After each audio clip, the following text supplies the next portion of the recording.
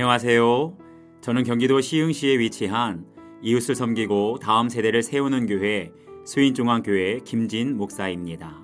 세계 최초로 샴 쌍둥이 분리수술에 성공한 벤 카슨 박사는 위험을 감수하라 라는 책을 썼는데요. 여기에서 세 가지를 강조하고 있습니다. 첫째, 위험에 미리 겁먹지 마라. 둘째, 감수할 만한 위험을 선택하라. 셋째, 실행에 옮기라. 그러면서 벤 카슨 박사가 강조하는 말이 있는데요. 산고의 고통이 없이는 숭고한 탄생도 없듯이 위험에 도전하지 않으면 짜릿한 성공도 맛볼 수 없다. 성공의 크기는 위험의 크기에 비례한다. 많은 사람들은 최선보다는 최악의 결과를 두려워한 나머지 무조건 위험을 피하려고만 하는데 위험을 피하는 방법에만 익숙하고 위험을 감수하는 방법은 잘 모르기 때문이다 라고 말합니다. 룻기 4장을 보면 보아스와 아무개 두 사람이 나옵니다. 아무개는 원래 기업 물을 1순위였지만 손해보는 것이 두려워서 결국 기업 무르는 것을 포기하고 성경의 아무개라는 무명으로 남게 됩니다. 이에 반해 보아스는 손해와 위험을 감수하는 선택을 하였기에 성경에 영원히 기업 물을 자가 되고 예수님의 계보에 오르게 되었습니다. 사실 기업을 물은다는 것은 나를 위한 것이 아니라 나와 가까운 친족, 그것도 죽은 자의 기업이 끊어지지 않도록 하는 것입니다. 그렇기 때문에 기업 물을 자가 된다는 것은 많은 희생을 치르는 일입니다.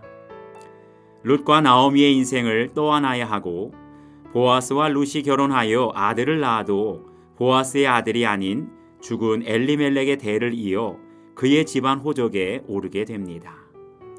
그러니 아무리 계산기를 두드려 봐도 답이 나오지 않았습니다. 그런데 어떻게 보아스와 룻이 결혼할 수 있었을까요?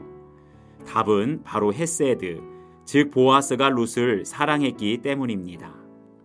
사랑하면 계산하지 않습니다.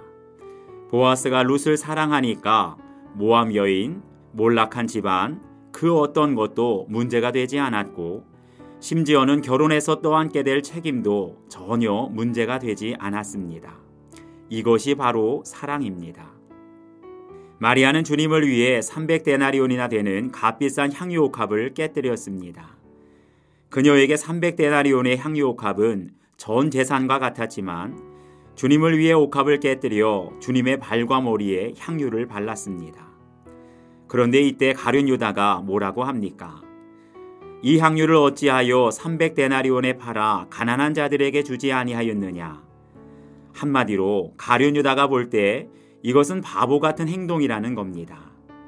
이렇게 사랑이 없는 사람의 눈에는 거룩한 희생도 낭비처럼 보이지만 주님을 사랑하는 마리아에게는 300데나리온도 전혀 아깝지 않습니다. 사랑이 없는 곳에는 손해보지 않으려고 계산기 두드리는 소리가 요란하지만 사랑하는 사람은 언제나 손해보는 바보가 됩니다. 이렇게 나에게 전혀 이익이 없더라도 사랑하는 사람을 위해서 희생할 수 있고 그의 인생을 책임지는 것이 진정한 사랑 헤세드입니다. 이렇게 기업을 무른다는 것은 손해를 감수하는 것입니다. 내게 아무런 이익이 없어도 나는 그저 상대방을 위해 모든 책임을 떠맡고 희생하는 것입니다. 그렇기 때문에 사랑이 없이는 진정한 기업 물을 자가 될 수 없습니다. 기업 물을 자를 달리 말하면 구속자입니다. 룻의 구속자가 보아스라면 우리의 구속자는 예수 그리스도이십니다. 예수님은 우리를 위해서 모든 저주를 떠맡으시고 우리를 대신하여 손해보시고 희생하셨습니다. 세상적인 기준으로 볼 때 십자가는 미련한 것처럼 보였지만 바로 거기에 하나님의 지혜가 그리고 사랑이 있습니다. 바로 십자가의 희생과 사랑이 오늘 저와 여러분을 살 수 있게 만든 이유입니다. 여러분은 누군가를 진심으로 사랑해서 손해본 적이 있는지 생각해 보시기 바랍니다. 저는 경기도 시흥시에 위치한 수인중앙교회 김진 목사입니다.